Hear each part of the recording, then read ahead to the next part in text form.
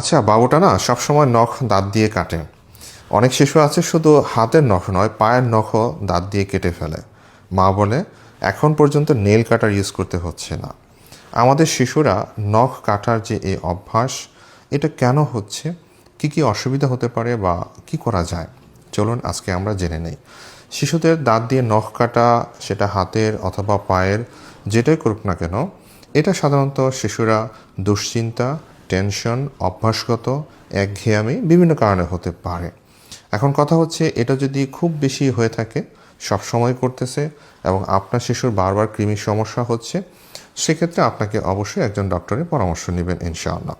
তাহলে কি করা যায়, আপনার শিশুকে খুব শান্তভাবে বোঝাতে হবে যে বাবা, এই কাজ করাটা ঠিক নয়, এই কাজ করলে তোমার কৃমি হতে পারে বা এই অসুবিধা হতে পারে। অর্থাৎ তাকে খুব শান্তভাবে বোঝাতে হবে। প্রয়োজনে আপনার শিশুকে মাঝে মাঝে একটু গিফট কিনে দিবেন, বলবেন যে তুমি যদি এই কাজ করা থেকে বিরত থাকো, তাহলে তোমাকে আমরা একটা সুন্দর গিফট দেব। তাহলে দেখবেন শিশুর দাঁত দিয়ে নখ কাটার যে অভ্যাস, সেটা চলে যাবে ইনশাআল্লাহ।